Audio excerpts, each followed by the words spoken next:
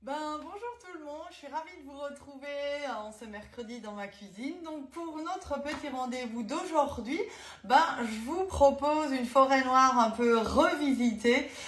C'est vrai que c'est un dessert typiquement de chez nous, c'est vrai. Je fais un coucou d'ailleurs à mes collègues qui vous font voyager en ce moment puisque un groupe a gagné un voyage en 2019 et ça y est, effectivement, maintenant elles sont parties en Crète, donc je vous fais un gros bisou. Alors moi je reste en Alsace avec vous et effectivement on travaille une forêt noire et avec notre moule tablette. Et oui, ce moule tellement facile à travailler, on fait vraiment plein de bonnes recettes avec. Et aujourd'hui, effectivement, j'ai envie de vous montrer qu'on peut faire aussi un montage avec ce moule, pas seulement des gratins, des croque-tablettes.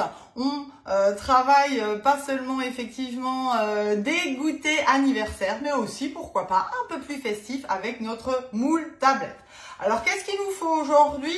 Il nous faut le moule tablette que j'ai déjà utilisé puisque j'ai fait une génoise ce matin au chocolat. Bien sûr, je vous mettrai la recette évidemment en entier comme d'habitude avec 4 œufs, 100 g de farine, 100 g de sucre, 70 g de farine et 30 g de cacao amer. C'est important de prendre du cacao amer et pas de cacao de petit déjeuner parce que sinon vous allez sucrer votre préparation et en plus elle ne va pas se développer de la même façon. Ensuite, il nous faut du chocolat noir et lait. Donc ça, évidemment, je vous en reparle, mais c'est des produits que vous retrouvez sur la boutique Guy de Marle dans la rubrique épicerie. Et là, du coup, on a vraiment de super produits, dont les fameux chocolats de Kaibo, mais il y a aussi Barry avec différentes teneurs de chocolat noir. C'est vraiment super sympa. Il y a toute une gamme de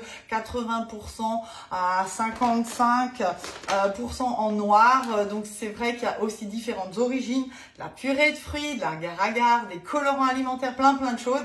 Et donc bonne nouvelle pour celles qui me demandent dans l'atelier, je vais faire un regroupement de commandes sur la boutique, je vous ferai un message sur mon Facebook, ça arrive très vite. Donc là il nous faut 100 g de chocolat noir, 100 g de chocolat et lait que j'ai déjà mis à fondre dans mon nouveau récipient Cube-Poule. Donc c'est un bol Cube-Poule, c'est une nouveauté que vous trouvez bol bain-marie dans notre catalogue, page 49 si je me trompe pas, non pardon, c'est page 63.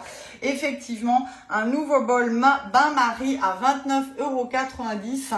C'est le numéro 9 à la page 65. On reste d'ailleurs sur cette page puisque je vais aussi utiliser ma spatule à génoise et celle-ci elle est vraiment super sympa parce qu'elle a deux fonctions. Elle a un côté, voyez, arrondi où on peut vraiment bien répartir et égaliser et on a aussi ce côté dentelé, cranté pour couper. Donc vraiment la spatule à génoise et lame dentelée, pareil, vous la retrouvez sur cette page 65. Elle coûte 22,50 €. Vous la retrouvez ici, page 65. Bien sûr, notre fameuse petite spatule coudée, on aura besoin pour répartir notre chocolat. Notre pinceau également. Alors moi j'ai l'ancien pinceau, c'est vrai, et vous le retrouvez en fait dans le catalogue en blanc et noir, si je ne me trompe pas, je suis en train de le chercher, voilà c'est ça, page 67, c'est le numéro 3, pinceau en silicone à 19,90 €, donc sur cette page là. Donc voilà un petit peu. Qu'est-ce qu'il nous faut d'autre? Une crème montée, chantilly, sucre. Là, j'ai rajouté un peu de mascarpone. Alors, j'avais pas de griotte. J'ai pris des bigorneaux. Attention, s'il y a des noyaux, sortez-les. C'est beaucoup plus sympa pour les gens. Gardez le jus parce que du coup, moi, j'ai mis sous vide avec un peu de kirsch. Comme ça, je vais pouvoir aromatiser mon biscuit. Donc, je vous rappelle aussi que la mise sous vide d'air grâce au couvercle rond, vous utilisez vos contenants et surtout vous faites des marinades express. Donc là en fait j'ai infusé au kirsch mon jus de bigorneau. Donc voilà ce qu'il nous faut. Le sucre support, la poche à douille, les douilles. Alors ça, ce sera pour la fin quand je vais démouler pour faire une petite déco avec la douille, la grande cannelée. Ça, c'est important.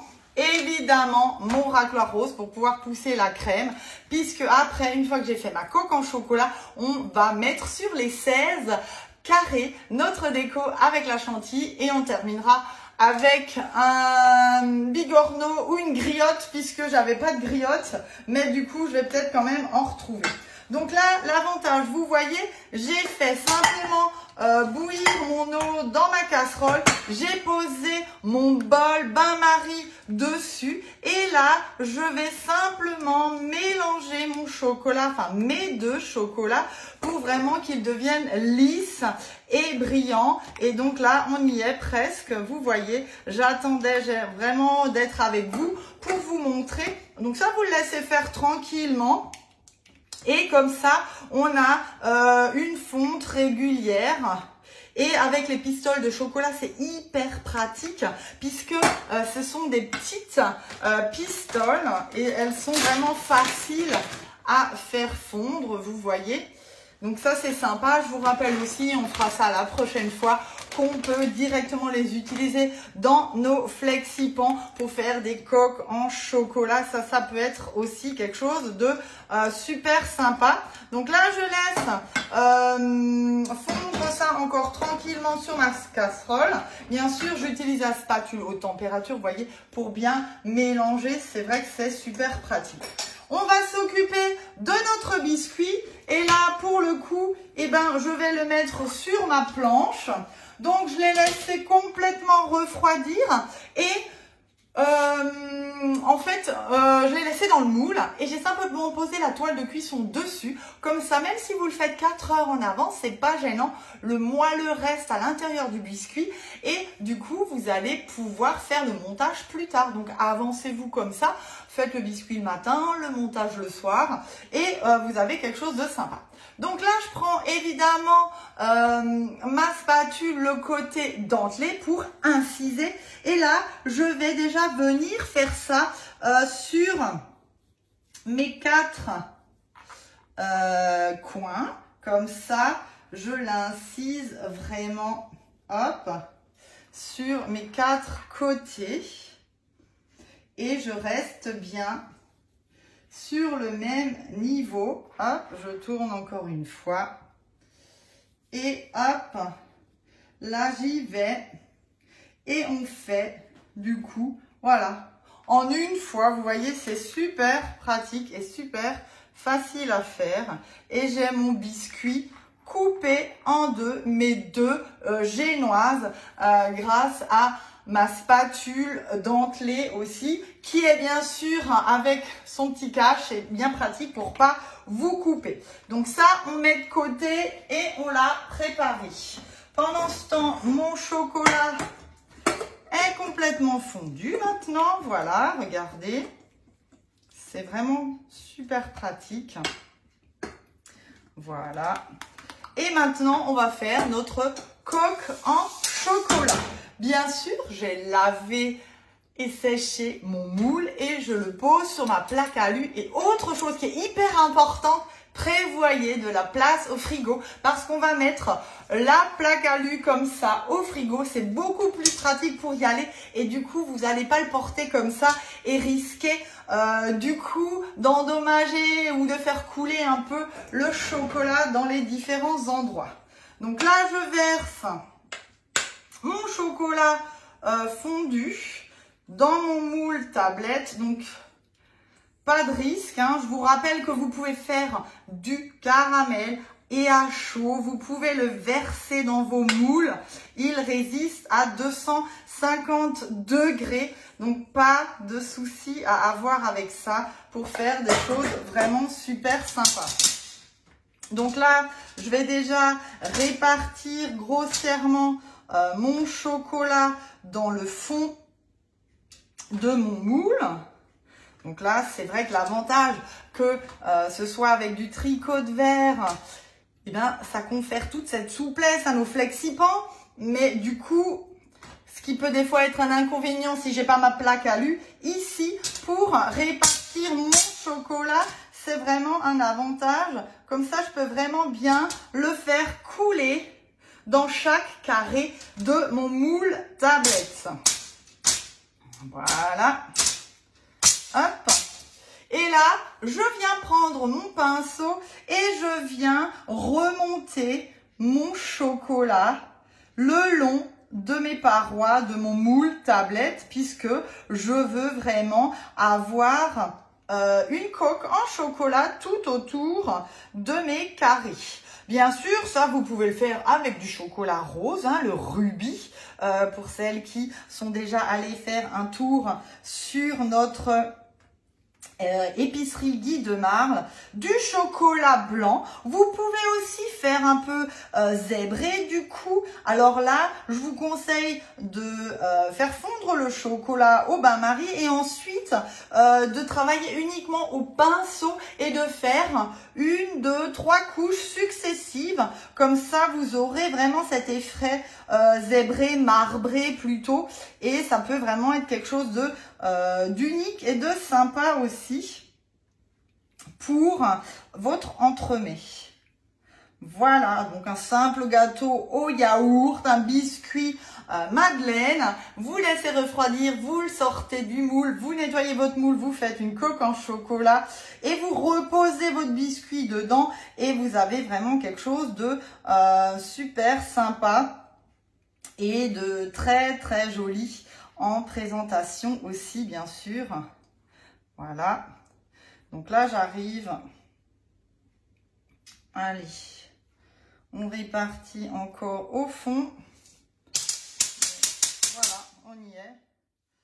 Je tapote. L'avantage de la plaque à alu, voilà, vous pouvez bien tourner et du coup bien regarder si vous avez bien badigeonné jusqu'en haut chaque cube, parce que c'est vrai que selon comment on regarde, eh ben, on n'a pas la même vision, donc c'est important effectivement et c'est hyper pratique. Voilà. Donc, je relève. Alors, ce moule qui est juste génial, vous le retrouvez aussi dans l'offre des essentiels, cette fois-ci dans le catalogue. Je pense que vous l'avez déjà feuilleté en vrai lors des ateliers et peut-être déjà aussi en ligne.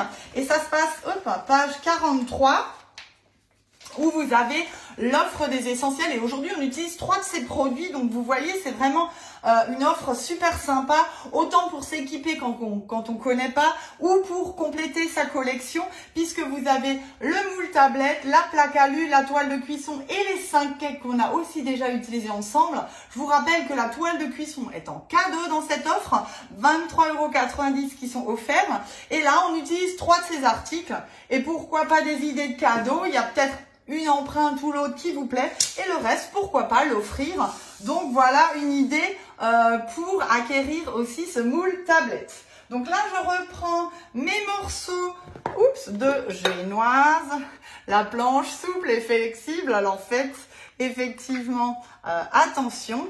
Et donc là, je prends le morceau avec mes cubes et je vais tout de suite le placer au fond de mon moule et je passe juste quelques minutes au frigo.